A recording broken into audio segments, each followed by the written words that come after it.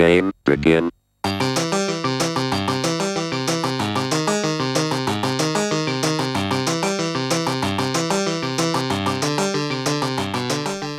right, hello and welcome to the Spike Colony podcast.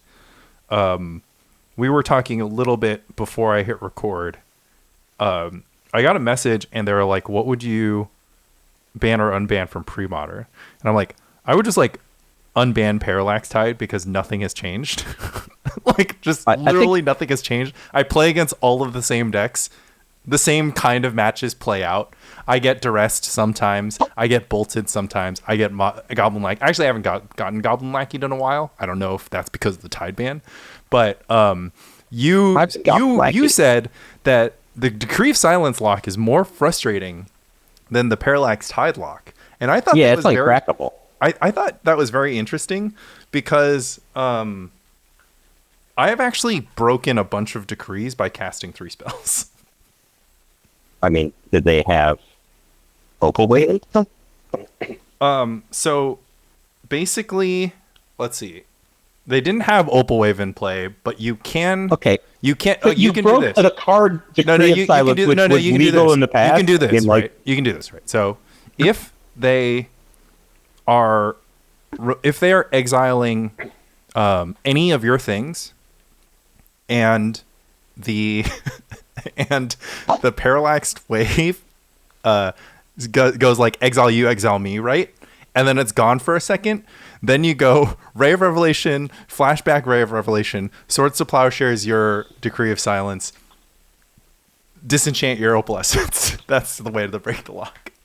While the wave is on the stack. This is my argument. While the trigger's on the stack. My argument in truth is simply that the difference between if your opponent has Opal Wave and Decree of Silence versus if your opponent has Opal Wave and Parallax Tide, very, very small. But the difference when your opponent has to like wait to get 1 billion mana to hardcast Decree of Silence and 4 mana to pass Parallax Tide, that's very different. That is because they can Parallax Tide you on turn 3. They like I like love it that Replenish players are just like, ooh, time to cycle my Decree of Silence. I don't even have to attunement it because I'm going to tap 6 mana. I'm going to counter 1 spell, draw a card, and let me tell you, counter 1 spell, draw a card. I don't think we talked about this for 6 mana. Is pretty sick. When I played in the Factory Brawl, like a month ago, 3 weeks ago, I won my first 5 games. I ended up losing to Goblins in round 3, which would have been my win in. I got paired against Chris Cruz on Dreadnought in round 4, so I just drew with him even though I was on Enchantress, which is a good matchup against Dreadnought. I also win in round 5, right? So I'm playing against Replenish. My opponent wins the roll, and I'm thinking, like, this was historically a bad matchup for Enchantress. I think I can get this, though, and I have the whole plan laid out in my head. He has it all rolled up on turn 3, which is like unusually fast having it all rolled up in game 1. So he's just got it all, and it's just all in play on turn 3, right? Often been attunement. So game 2, I win. He looks and he's just like, does every permanent you have in play have Shroud? And I said, no, my lands don't have Shroud, but you don't have Parallax Tide anymore. But my enchantments had Shroud, all my enchantments had Shroud, so I Opal. Okay, sorry, continue with your story. My hard drive I was recording to blew up for a second. Okay. So in game 2, he's like, all of your permanents have Shroud? And I was just like, no, they don't all have Shroud. My lands don't have Shroud. But I did have 2 Sterling Groves, and, the whole wave, everything was in play. So he plays another couple turns. Just like, I don't see how he could possibly win. And I just had been sitting there with the Tormod's cards and played all game. So game 3, I am so far ahead, I cannot imagine possibly losing. So I'm like, I'm so far ahead, I can't imagine possibly losing. And that is the games that you end up finding a way to lose, right? So I only had 1 Sterling Grove, which was my damning. But I had like 2 Enchantresses and a bunch of good stuff in play. I'm way ahead, and he just casts like multiple intuitions at the end of turn. Anyway, ends up, and I think I had an Abeyance in my hand, but I was tapped out for drawing so many cards. that's just my fault, right? Like I probably could have pulled it out if I had had discipline on that. But he just casts a replenish, gets back all of his opalescences, all of his Decree of Silence, and like multiple parallax waves in one turn. If I advance in response, I'm probably okay. But maybe I'm okay. I don't know. There's still multiple Decree of Silence coming to play. But he put me away. Because I only had one. You have to advance Sure. on the upkeep and then try to win. Because if all that stuff shows up, then you're dead. Yeah. So if I had just left open for it, but the problem was I couldn't fathom losing, right? So I tapped all my mana, and that's just wrong, right? Like, you can't. Yeah, you should try to fathom it. The goal is to fathom. Yeah, like like my imagination is like, I have exploration. I'm like 7 cards ahead, right? Like 7 is a big difference from infinity, right? And so, well, you're not 7 cards ahead if your opponent has 20 cards in graveyard, right? But it's like right? It's like a Yogg Will situation. at the point that I pass the turn, he starts casting these intuitions that are putting multiple decrees into the graveyard, right? So, and obviously I have to leave it. And I maybe I wouldn't have drawn into the abeyance. I don't remember what my sequence was, but I had abeyance from drawing so many cards, and I ended up losing, right? So, anyway, long story short, I found that to be more frustrating than. Well, you would have just lost to the Parallax Tide because you would have had no lands, and then. No, I wouldn't have lost to the Parallax Tide because I would have had a different sideboard. I would have been making tons of mana. Oh, you would have had. Wait, hold on. I would have had a completely different sideboard. You think you would have Carpet of Flowers against? Wait, what would you have changed? I don't know. You wouldn't have a different sideboard. You wouldn't have Carpet of Flowers for the replenish matchup. They have like 5 islands maximum. Yeah. All right. Maybe I wouldn't have. Also, you lose the Carpet of Flowers to the Parallax Wave, by the way. So you're probably right. So anyway, my point is N equals 1. I found it to be frustrating. I played like 2 or 3 other turns. I wasn't dead, right? I played 2 or 3 other turns, and he's just like, you can't ever resolve a spell. And I'm like, took me a second. I'm like, okay, yeah. I think that there's no sequence in my deck. You can resolve a spell because you have to cast 3 spells, and then on the 3rd trigger, they're going to be like, oh, I got to save my silence. And here's the thing: he had multiple Decree of Silence. Multiple Decree of Silence. They trigger off everything. So if you cast 1 spell, every decree on the battlefield triggers against the spell. Yeah, but he can just wave one of the decrees in response to my spell going on the stack. That's true. He can wave 1. Well, no, actually, no matter what, if you have 4, right? So you put a spell on, there's 2 decree triggers on the stack. They're like, okay, I'm going to exile 1 decree, right? If he passes the turn with 5 counters on the Parallax Wave, I need 8 spells to resolve 1 spell. This is what happens. You're going to cast a spell. Both decrees are going to trigger. They're going to exile their decree. You're going to cast like another spell. They're going to be like both decrees trigger whatever. They're going to exile another. What if he responds on that one? They're going to exile another decree. You cast another spell. What if he just responds? Yeah, sure. So what does he respond by? Just exiling a decree? Yeah, what if he does that? Okay, so that resolves, right? You cast a 3rd one. So the final trigger he still has the other decree in play. The other decree's in play, so you're triggering the 3rd counter on the 3rd decree, right? What does he do? He tries to save it, right? So he saves it. No, he just exiles his own Parallax Wave. All right, Parallax Wave is gone. You cast 1 more spell. Okay, first of all, Lanny, he had 3 Parallax Waves in play. Yeah, if you have a... I'm telling you, he had a lot. There's just no way to resolve it. But you can crack it. You can crack it if there's, you can crack against one Parallax Wave. Yeah, but he did. He had 3 Parallax Waves. Yeah. Like 3 opal. Yeah, I'm not saying for your. I'm not saying for your situation, Mike. Stop being narrow-minded on your. I'm doing this. I'm just saying the situation I was in. I'm telling this. I'm reminding you that there's people listening to this. So this is like a public service announcement. If your opponent has multiple decrees in play, they all trigger off each spell. And if they're going to try to save their decree, then there's going to be a period of time when there's no Parallax Wave in play. If there's no Parallax Wave in play, you can crack the decree. And it's actually funny because what happened, like this has happened. This happened to me. I was playing Grotog, right? And so I'm Grotog. I have 4 Swords of Plowshares in my deck. And my opponent, does Decree of Silence combo or whatever, or plays an Opalescence. And all of a sudden I'm like, oh, this is awesome. Now I'm just going to cast all my Swords to Plowshares into this Decree of Silence because, they don't do anything, and then crack the Opalescence or whatever. So I think I had like one game. I think I had one game where I won because my opponent just like never found Opalescence, or actually I think they like found Opalescence eventually or whatever. But like I cracked decrees multiple times in a match and then like lost on turn 30. So it was like, it can come up. It's close enough. But you wanted to talk about what the Rock and Alurin and Yeah, so blue white land still I don't need to talk throw about up. land still. That was like the most mid deck. I actually time travel back. I played Lancel like I don't know, a month or two ago at this point, and I went 1-1-1. It was the draw was against Dave Kaplan. He won. He won the backyard brawl or whatever the next week. And we don't need to talk about Lancel. I don't think it's a playable deck. It did win one of the Star City events the last couple of months. In the hands problem of. is, did we know the pilot on that one? we do, but we'd have to look it up. Okay. Lancel still won. Okay, Yeah. Won one of the days. Tolar won the other day. Right. That weekend with Enchantress.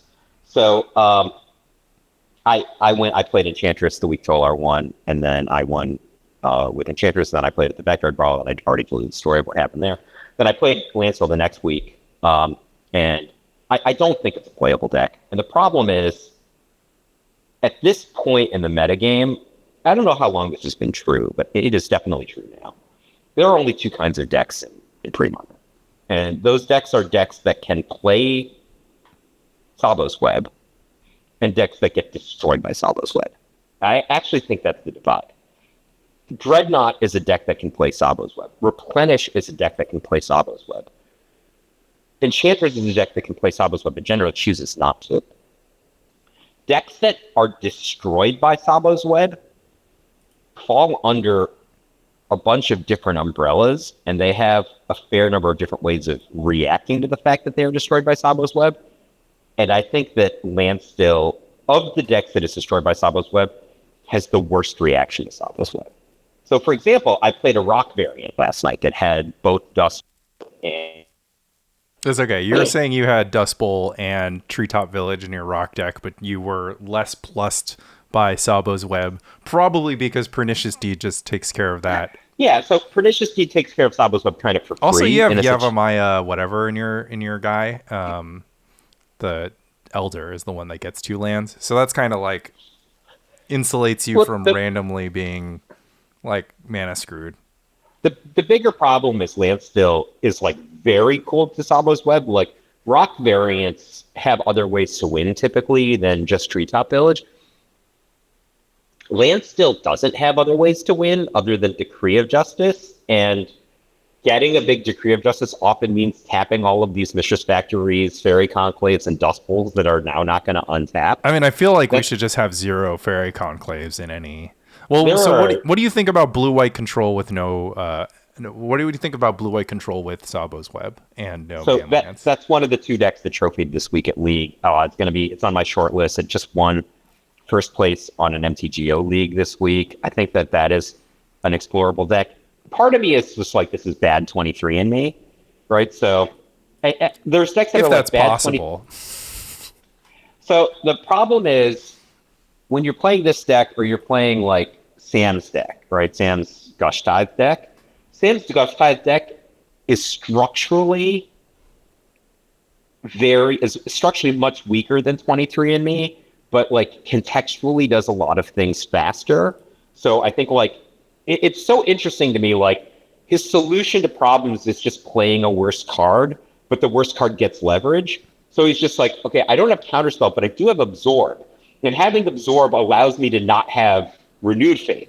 Not having Renewed Faith allows me to use Tithe as a card advantage card, right? Like there's so many things going on in Sam's deck that like, these are all like weird like B minuses, but when you glue them all together, the synergy is so great. Well, Renewed Faith is a bad card and shouldn't be. Yeah, no, don't get me.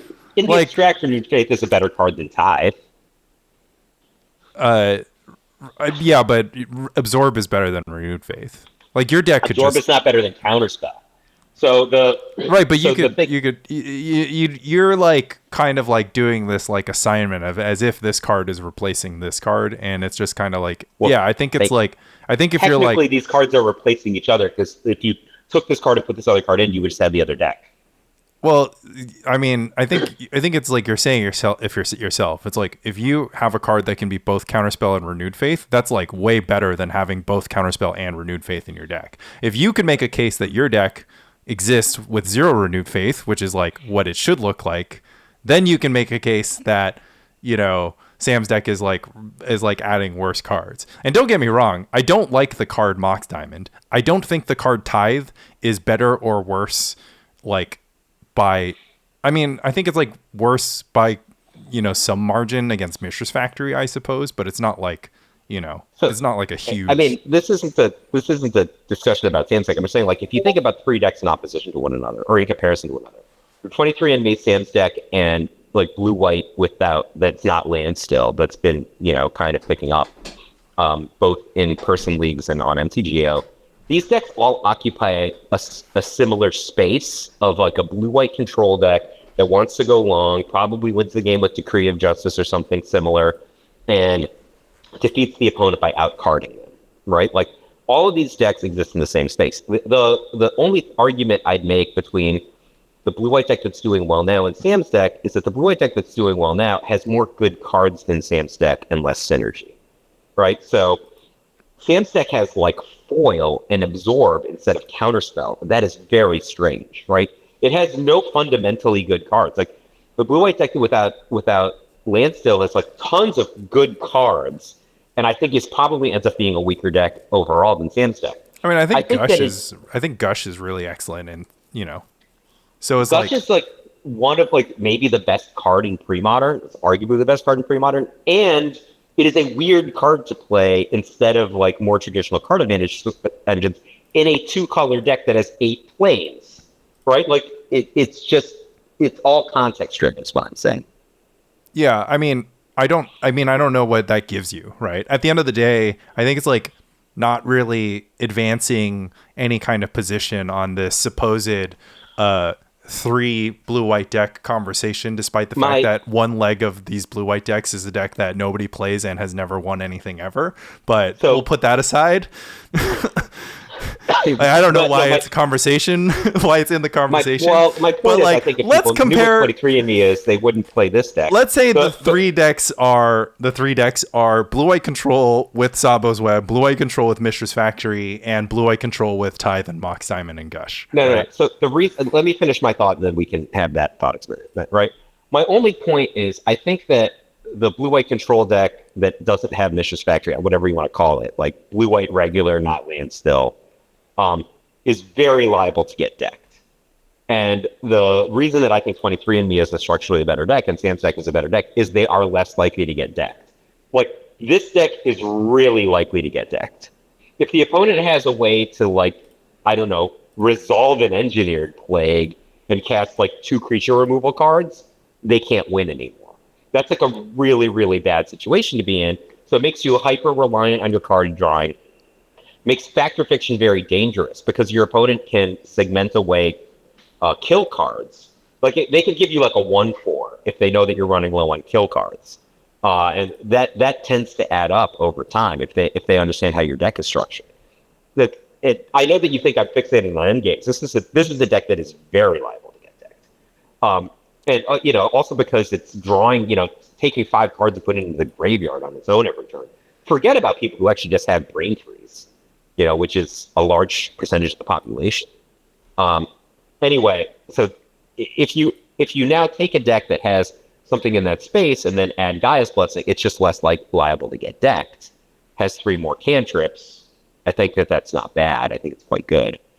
Yeah, I mean, you do have to add a 3rd color to your mana base, and it's not like Gaia's Blessing is still basically not a card that does anything meaningful in the first 2 stages of the game, and like that's correct. And like as a result, you're like really like, okay, put another way, right? You already put Impulse in these decks, and Impulse is bad, and most people shouldn't play it. Yeah, exactly. So if impulse is bad, Gaia's Blessing is atrocious, right? And so, So you're like really, really hoping that your first 15 cards can successfully get you to the next 45, because if the first 15 don't deliver, and like my experience with every blue-white control deck that has atrocious all 2 mana cost spell curves and like Wrath of God and whatever, is that those 15 cards don't always deliver you the next 45, you're in trouble. So it's like you just get too stuffed by somebody with 1-drops in their deck at some point. You get that's a different story. Richardson Port Armageddon. Like there's so many bad things that your opponent can. I played against blue-white control without Mishra's Factory. Here's what I did. I cast Meddling Mage. What did I name with Meddling Mage? Named Swords of Plowshares. Then guess what happened afterwards? I cast Meddling Mage. Guess what I named with Meddling Mage? Wrath of God? Yeah, Wrath of God.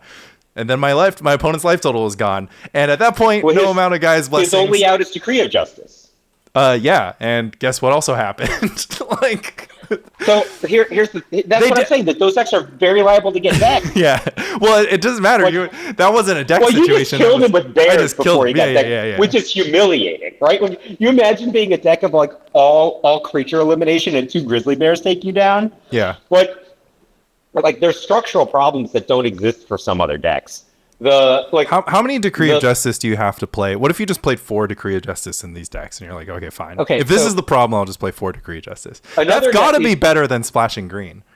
The white control deck that we were goofing around with, I built a physical copy of. Okay. It's also in the same space. Okay, so this deck has been named by its designer as Life is Easy, but what did we said it should be called Forever 46 because people think you're still 46 years old because of your pinned tweet, and I had a good push-up for someone at that age. So you're great at push-ups, and so 23andMe is called 23andMe because there's 23 cards that draw cards in 23andMe, and I was like, Forever 46 should be this white deck that's 114 cards because I'm sure there's 46 cards that do the same thing in the deck. But anyways, it's called Life is Easy. It is a white control deck that has every single white control card, and its solution to I have a few problems, right? I want to put Thawing Glaciers in my deck, but I need to have 20 planes. It's like, okay, well, how do you make that mana base work? So many problems. I also want to play white control decks. I also want to play so many problems. I also want to play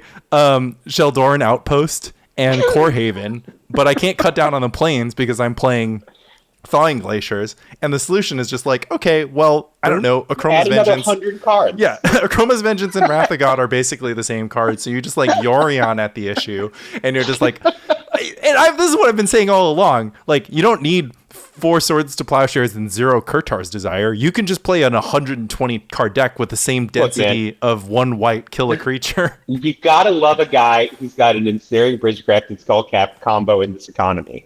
I mean, it's also got.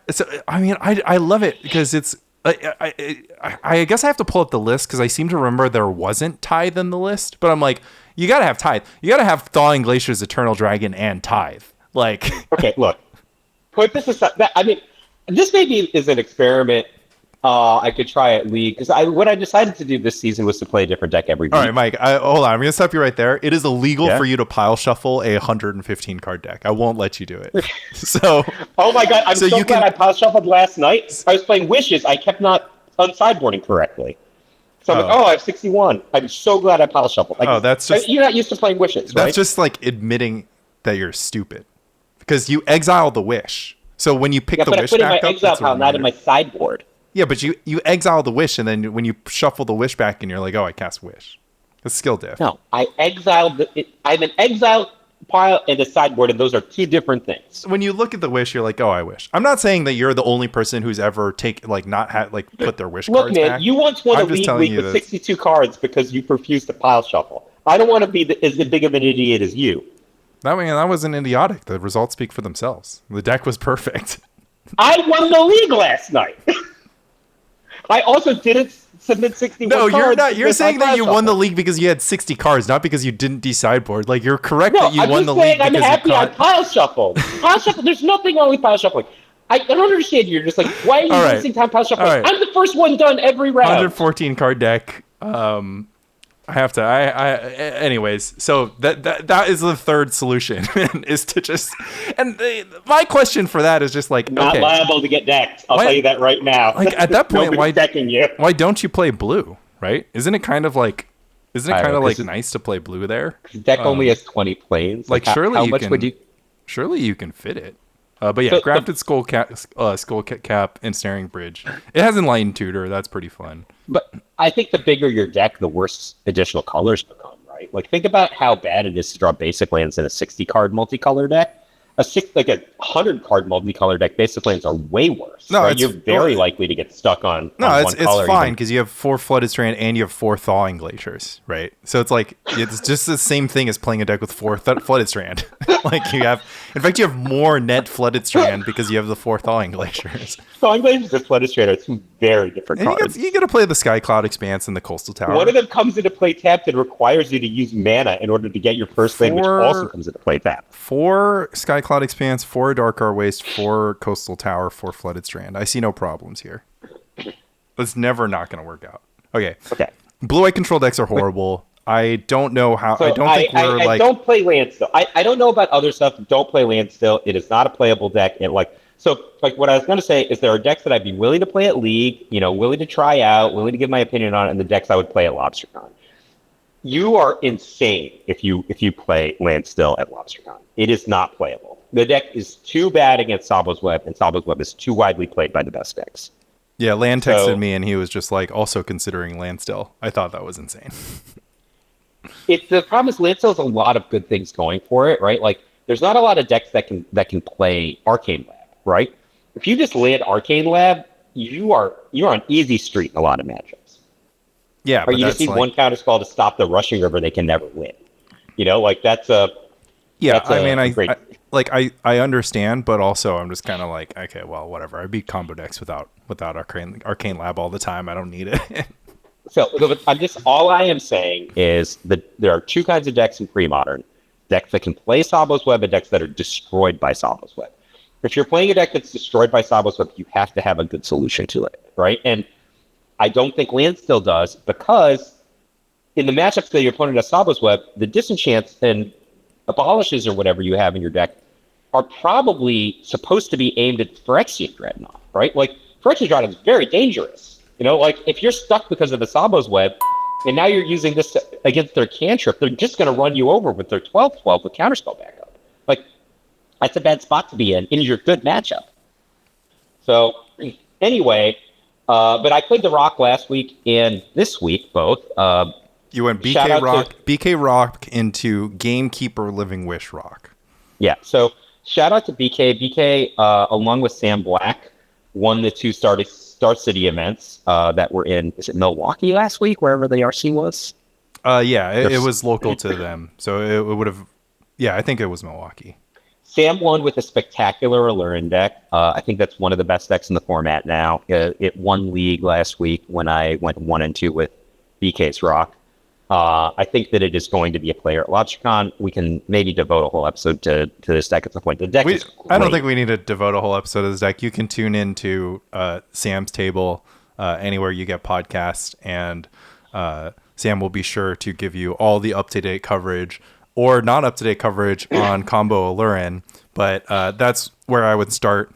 I think that I guess I'm like a little bit perplexed because I think Devourer is very similar with one less combo piece, but I guess bigger mana requirements. So it's kind of like, I mean, I think I told you what I thought with the banning of Parallax Tide. We were going to see more all-in combo decks, fast decks, mulligan discipline decks do well in the format. Maybe this is the cusp of that. And I do think that Tinkerfling has been an underrepresented deck. I always thought it was one of the best decks, and it's never been tier 1 really in pre-modern. Well, I think it's like probably one of those decks that people don't like playing.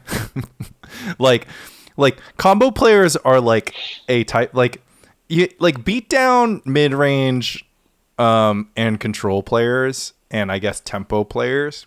Like they're all kind of like varying degrees of like normal kind of Magic players, and combo players are just like their own thing. Like it's just like a different, their brains like operate completely different. And so as a result, I think combo is like always underrepresented, right? Because like no time in the history of pre-modern has like a true combo deck that like you kind of have to have two theses. One is that they're not good, and the other is that they're underplayed. And so if you live in the underplayed world, my thesis would be like, yeah, I've played HFEB. It's a really powerful deck, and you have to do so much upfront work to like get your bearings with HFEB. And I think like learning the routines. Yeah, and like the edge cases and like the like, because you just need to have like a gigantic brain for like, so basically most decisions you make, granted you have to like read your opponent's hand, you have to play towards your top decks, but it's just kind of counter the spell, draw this card, attack with this creature, right? HFEB is just like, oh, I need exactly like 7 mana to execute this and have my Coffin Purge available, and that's only if they do like whatever, and then I need to use my Good Paul Therapy and then like whatever, and now they have a Meddling Mage, so now I have to like do this other thing, and it's just like, you have to think about all that like between turn 3 and 4. Like, so everything that you would think about in a normal game of Magic, you just like think about in turn 3 and 4, and then the other thing is like, it's like you go all in or fold, right? More or less. So like it's so no like limit poker. Yeah, so like the skill is like being like, okay, I have to go all in. And so if you're playing like Dreadnought, right? And you order your portent incorrectly, it costs you a card. It costs you a turn. It costs you 1 life or something. It costs you a very minor. Keep playing Magic. Yeah. You can, yeah. If you do you make a small mechanical error or misjudgment playing HFEB, for example, or Ill-Gotten Gains combo or whatever, it's super weird. Or let me riddle you this. I've been playing a lot of Psychotog recently. Do you have any? What's your rule for when you send with Psychotog without knowing if your opponent has removal or not? Okay, what deck am I? Just any Psychotog deck? Let's go ahead and just say blue-black Psychotog. So your opponent has what is my rule in going all in with Psychotog? Yeah, so I mean, what are the things that you think about that you can share with our listeners if you're like, I think that you've got like a lethal Psychotog, but you're like, oh, I have to pitch my whole hand. Or no, I understand what you're saying. Or you pitch your whole hand and you only have 1 counterspell, and they have like 5 cards. I'll only do that if I'm going to die next turn. But what if they have, what if they can kill you the next turn? They can cast Armageddon. They can. If I'm going to die the next turn, then I will do. Right, but what if it's not clear? Like, because you're against Terrageddon, right? And you're like sitting there, and you like don't have counterspell, so you can kill them with Psychotog, and if they have Plowshares, you lose. But if they Sylvan Library into Armageddon, you lose, right? I think that it's a question. It's pretty likely that I'm going to die now the next turn, then I'll go for it. But if it's not, then I usually just nickel and dime people until they're put into a position where they're in the abyss. Yeah, that's how I like to play Psychotog. Yeah. You've accused me of playing Replenish like blue-white control and mono red like the Rock, right? So I think this is the same. Like I play Psychotog like it's the abyss, and then kind of from there, you go all in. If your opponent's mono red and it's game 1. You just go for it because they can't stop you. Okay, right. Actually, let me. This is actually a sick spot, right? Okay, so the game is Grotog against mono red, and the game's Grotog against mono red. I gave a spin on my old Grotog list that had like a bunch of Fire Ice and Daze instead of accumulated knowledge and extra counter spells. And I still kept out the Moxes, right? So it's like classic Grotog, no Moxes. And I got into the spot where I get in, yeah.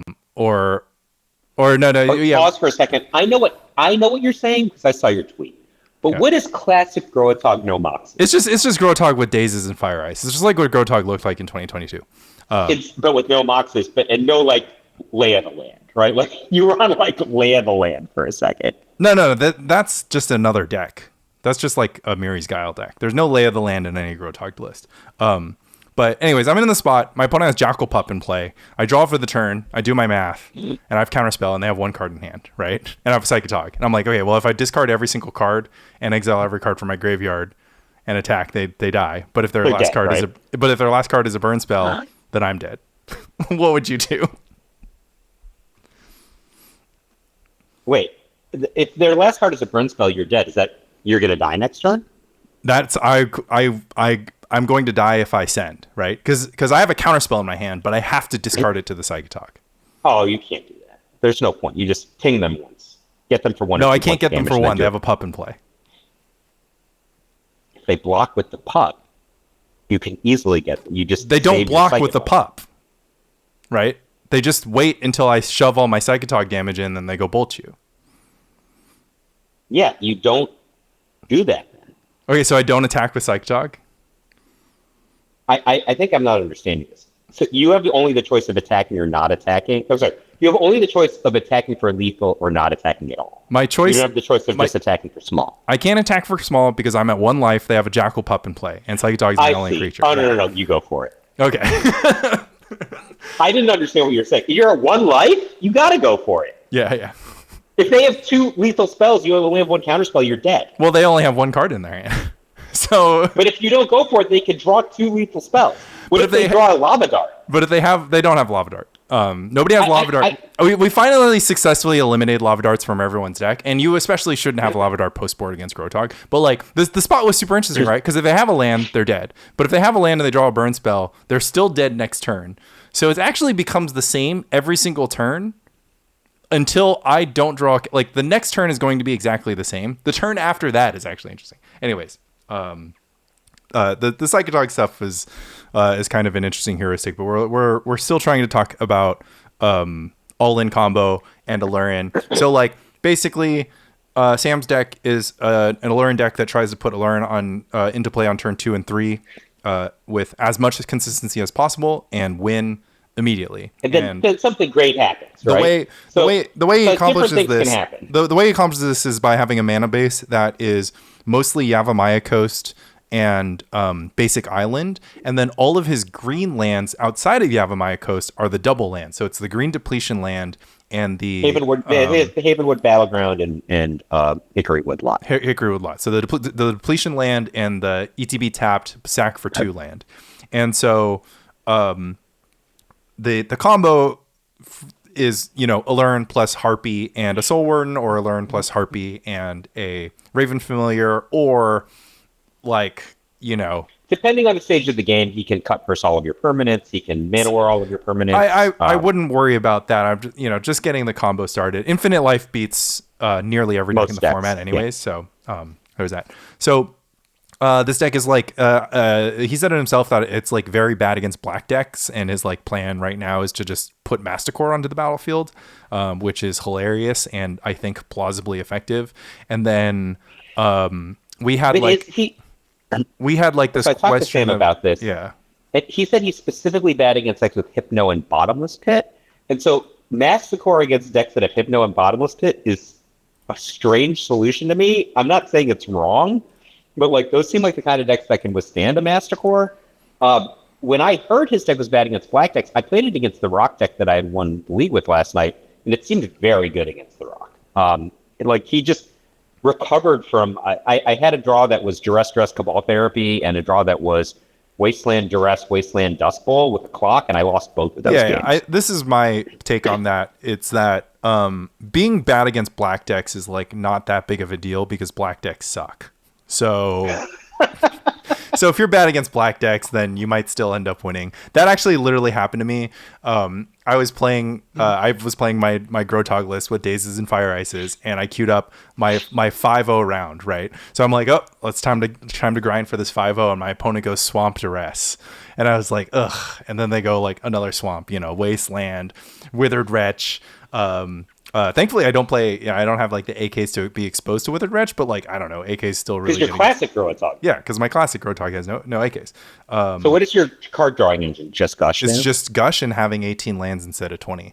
And also, let me add on to that, I have 5 basic islands and 4 flooded strand are all my islands for Gush, which is like just basically illegal. Like I was just sitting there waiting for islands for Gush for all 5 matches, and I won all 5 matches, and I'm just like, wow. Like Gush is good. I guess Gush is fine even if you don't cast it when you want to. Gush is good.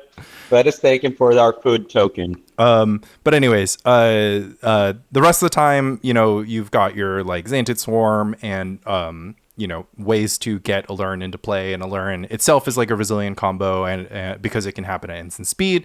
And then finally, it is the most mana efficient combo, the most mana efficient deterministic combo in pre-modern, right? Because so the previous most mana efficient combo was Buried Alive plus Shallow Grave, or Tinker plus Fling.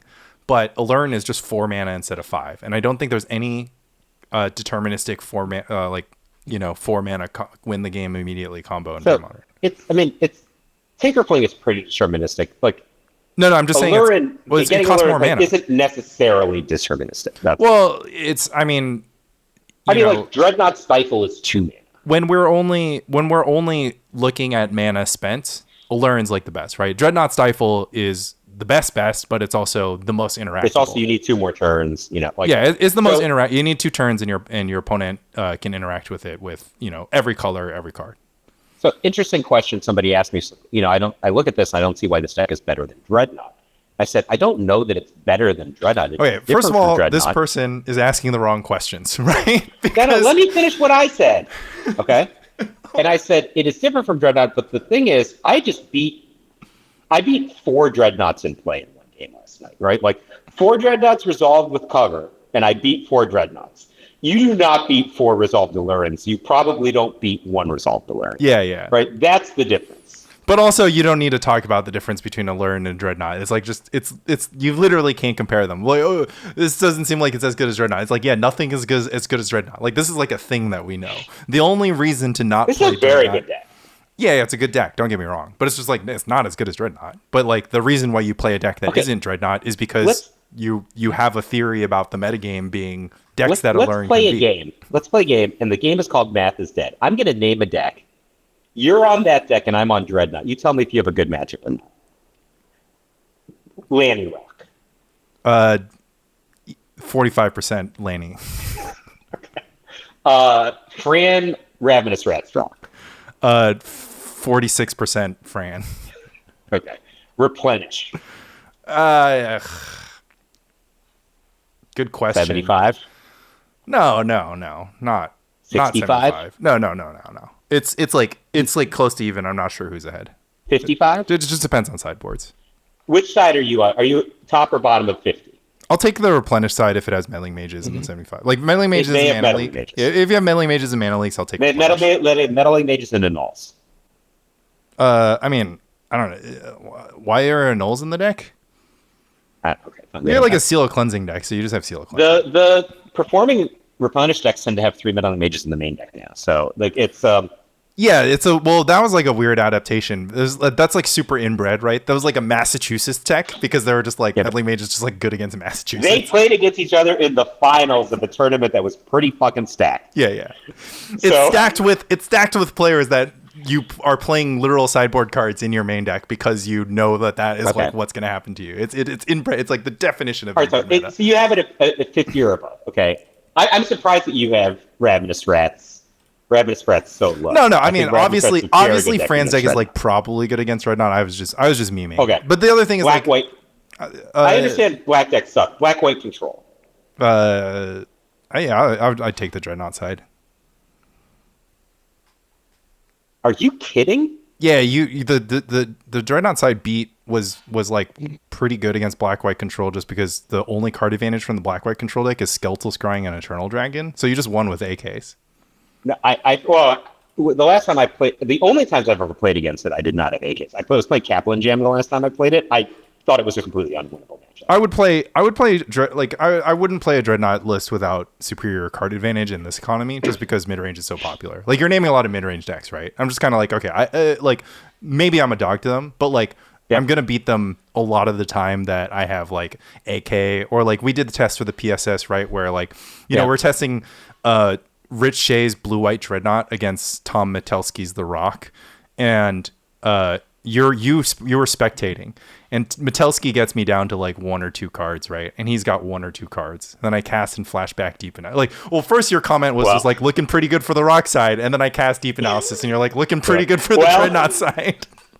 Well, you know my analysis against the Rock from the beginning of when I first started playing pre-modern. Like, if somebody casts a factor fiction, it's all over. Yeah. Right? Like, a deep analysis is just a fact. I mean, the Rock deck is more efficient now than it was before, but I think it suffers from the same, like, I've played so many, like, okay, this is my take on this discussion, right? I consider myself amongst the people who are good at Magic that play pre-modern. Or good at pre-modern. Bad at Magic, good at pre-modern. Whatever. I lose to Dreadnought so often. Like, I don't lose to any deck as often as I lose to Dreadnought. And that's just a fact. So same, like... And I play decks that are, like... I play decks that are all prepared for Dreadnought. So I agree. But, I cite this thing all the time, where there was certainly a time. I don't think this time is anymore, because he's played on other teams since we were together. But I would never say that I had a winning record against John Finkel or winning record against John Finkel in testing. But there was certainly a time that I had more wins against John Finkel than anyone else in the world. Yeah. Right? So, like, I don't know if that's true anymore. Which is like, maybe like 5 instead of 2. It's like Kibler, Kibler has 2 or 3, right? And then... No, because we just played against each other so No, much, I understand the premise. I'm saying John dumpsters you in testing 100 to 5, but his lifetime against Kibler is like 1 and 2. So technically you've got... I've got more wins against John. Yeah. So my whole point on this is, like, I guess I am naming a lot of mid-range. If I said Tinker Fling, like, you take the Dreadnought side probably, right? Ironically, no. I like the Tinker Fling side a little bit, but I got the Tinker Fling side positive when it through a lot of testing, but I that's not a matchup I'm looking for in my life. I like the Tinker Fling side. You got your Xanath Swarm, your defense grids, and your combos deterministic. It's like not bad. The problem is a lot of the time you have all of the setup and none of the punch, and then they just kill you when you have like and notably defense grid and Xanath Swarm and you're dead. Notably, Sperling got rocked there, but like I wouldn't play Tangle Wire in my Tinker Fling deck. So how about like Elves? Horrible question. Obviously it's against a disciplined Dreadnought player. I would take Dreadnought in game 1, Elves in 3. I would take the Dreadnought side. I would take the Elf side. Through hundreds of games, I would take the Elf side. This is like one of the matchups where I'm very confident. I would take the Dreadnought side because I know if I took the Elf side, I would like still lose. If you're saying hundreds of games, I would still lose a lot of them, and I would just get mad at every single one. And then with Dreadnought, every outcome is a success, right? Like the last Bearded Dragon 1K, I was the first seed. I played against Ty Thomason in the top 8. I had play. I comboed on turn 3, and he killed me in game 1. Well, okay, I should have comboed on turn 2. Let me give you the inverse. Nick Mayo had to play against Dreadnought like 3 times in one Swiss tournament. Would you like to do that as Elves? Yeah, I'd be happy to for the trophy. Well, he took down 2, but couldn't take the 3rd. I played Elves in the previous Bearded Dragon tournament, and I think going into the top 8, I had only beaten Dreadnought decks. All right. Well, anyways, we all agree Dreadnought's good. We disagree on how good it is. My whole point on that said is, like, there's all these decks. Like, what about White Weenie with Whipcord? Dreadnought, yeah, just take the Dreadnought. You take Dreadnought? Yeah, why not? Even Dave Kaplan says White Weenie's superior in that matchup. I mean, it's probably superior in that matchup, but I would probably draw an Essence Flare, and then it'd be over for them. So, anyway, my point is, like, all these decks, like, Dreadnought is like a 27% matchup against all these decks, and is somehow still the best deck in the format. I don't think it has. Where is it getting its equity from? That's my point. Actually, is that I don't think it's 27%. I think all of these matchups that you described, a lot of them are bad. I think like the worst of them are like high 30s. Like is what I would say. Because the thing is, like, Dreadnought just has a very resilient floor, right? Like you have to do things to like prevent Dreadnought from doing its thing, right? But Dreadnought can just do its thing and have backup, and then you just lose, right? So my point is, like, all these decks, like, what about White Weenie with Whipcord? Like, my preference for Dreadnought, right now, if I had to play a Dreadnought version, I play Polar. I like Polar a lot more than Kaplan Jam. And my primary reason is I'm a little bit worse at jamming on turn two, right? That is a known thing. Kaplan Jam is called Kaplan Jam because it's better at jamming on turn two. But I'm a little worse. I'm pretty disciplined with my mulligan algorithm, especially on the play with Dreadnought. But I win most of my games with Dreadnought in stage 3. All right. I got to run in 5 minutes. So let's hear Gamekeeper Rock in 5 minutes. Okay. So last week I played BK the Rock in celebration of BK's victory at the Star City event. I found the deck to have many structural problems, right? But the only non-structural non-problem was 4 Crows and Tusker that I rolled. I love that aspect of the deck. And Crows and Tusker, I got Crows and Tusker Genesis going. I got Genesis Ravenous Baloth going. Like, some of those things were really cool. But there's structural problems like Wall of Roots, Pernicious Deed is like a really kind of a bad nombo when your deck doesn't have great card advantage options. And then the other problem I had was like the deck only has 3 Wall of Blossoms. And BK has these biases in his deck building, right? He's always leaned more on Wall of Roots than Wall of Blossoms, whereas you lean much more on Wall of Blossoms than Wall of Roots. And he's always been more of a Cabal Therapy guy to the point where he doesn't even have Duress in some of his decks. Where he's like, Cabal Therapy Mesmeric Fiend or something. And this deck is like a 2 Duress 4 Cabal Therapy deck. But it's a weird 2 Duress 4 Cabal Therapy deck when you only have 3 Wall of Blossoms. All right, 3 minutes and 40 seconds, Gamekeeper Rock. So I went 1 and 2 with that deck. A lot of the structural problems were exposed. And really the bigger problem was I was behind against Sabo's Web a lot. And that is, again, to what we were talking about before, Sabo's Web's really good against some decks. This week I played Gamekeeper Rock. A lot of structural problems. Fran and I were laughing about it. There are many structural problems with Gamekeeper Rock, but its engine is so powerful that it kind of makes up for it. So it is among the worst Terror decks I've ever played. I played 3 games against Chris Cruz, and I never put a Terror into play because it would have been 0-0. I had Phyrexian Furnace going all 3 games against his Polar Shrimp deck, and I never had a single land in my graveyard in any game. So that's one thing. Yeah, you're pretty reliant on Wasteland, their fetched lands, etc. Yeah. Yeah, and that just never was going. I did not put a Terror into play against Uzi, played by Luis Neiman. I won the games by just casting Living Wish. That's the blue zombie infestation deck. Yeah. So I got Deed in play with against his like zombie infestation, and then I don't know, like got his squeeze with my Phyrexian Furnace or something. In game 2, I like duressed him and then cast Living Wish for Withered Wretch, and he just conceded on the spot. Because like that deck is not resilient. If you resolve Withered Wretch, there's a lot of problems. It stops their AK engine and it stops their squee engine. Yeah. So like now they're just discarding cards. And then in round 3, I beat a Medvedev burn deck in a really interesting way. He won the roll. Game 1, he played Black Vice against me, and I just died to the Black Vice. He didn't have to do anything else. He did other things, but he didn't really have to. But in game 2, it was kind of heated, and he had a Jackal Pup, a Mog Fanatic, and a Pillar in play. And I just hardcast my first Gamekeeper, and then he doesn't attack me. And I hardcast my second Gamekeeper and attack with the first Gamekeeper. And that first Gamekeeper got in like 8 more times before both Gamekeepers attacked, and he had to block. But the problem is I cast cards that didn't trigger Pillar. Yeah. And he has a Jackal Pup as one of his 2 creatures. Yeah, they probably shouldn't have Pillar in their deck post-board. No, he played Pillar, and then I cast Gamekeeper, right? I was like at 11 or something. I'm saying you shouldn't have Pillar in your deck. Like you should sideboard it out. Yeah, so and then because it doesn't line up good against like your cards that matter, and doesn't line up against Pernicious Deed. Game 3, he kept. I think he kept. All